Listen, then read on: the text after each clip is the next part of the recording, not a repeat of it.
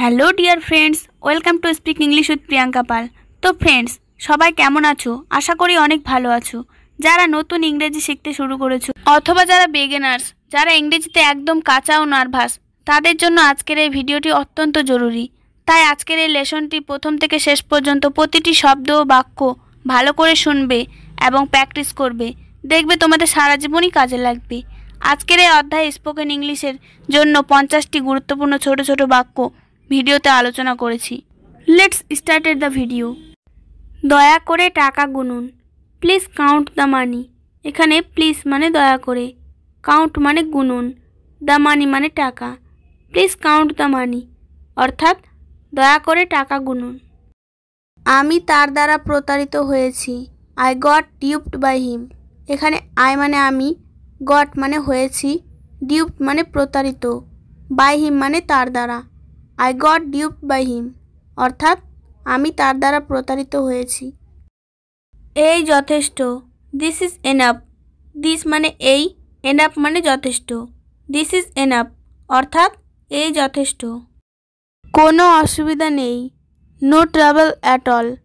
No trouble at all অর্থ কোনো অসুবিধা নেই। আপনি খুব দয়ালু।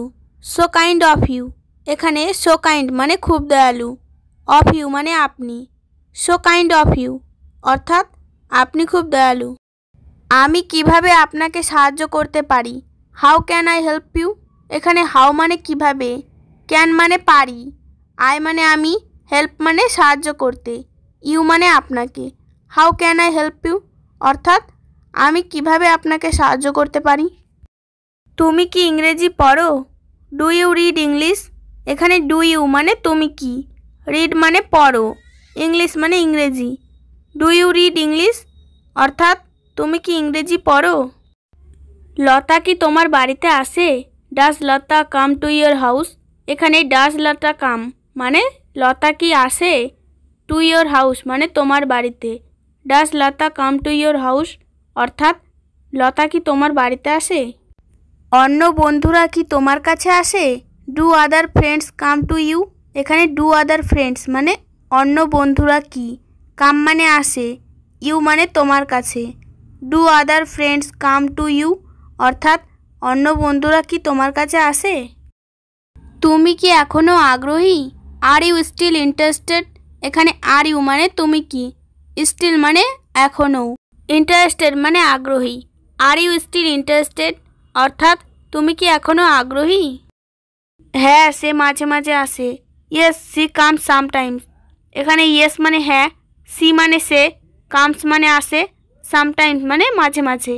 ইয়েস সি কামস সামটাইমস অর্থাৎ হ্যাঁ, সে মাঝে মাঝে আসে। না, আমি মালদায় থাকি। No I am stay in Malda. এখানে নো মানে না, আই মানে আমি, স্টে মানে থাকি, in Malda. No I am stay in Malda অর্থাৎ না, আমি মালদায় থাকি। তুমি কি ব্যাঙ্গালোরে থাকো? Do you stay in Bangalore. এখানে ডু ইউ মানে তুমি কি, স্টে মানে থাকো, Bangalore. Do you stay in Bangalore অর্থাৎ তুমি কি ব্যাঙ্গালোরে থাকো। আপনি কি আজ বাজারে যাচ্ছেন? Are you going to the market today. এখানে আর ইউ মানে আপনি কি, গোয়িং মানে যাচ্ছেন, টু দ্য মার্কেট মানে বাজারে, টুডে মানে আজ। Are you going to the market today অর্থাৎ আপনি কি আজ বাজারে যাচ্ছেন।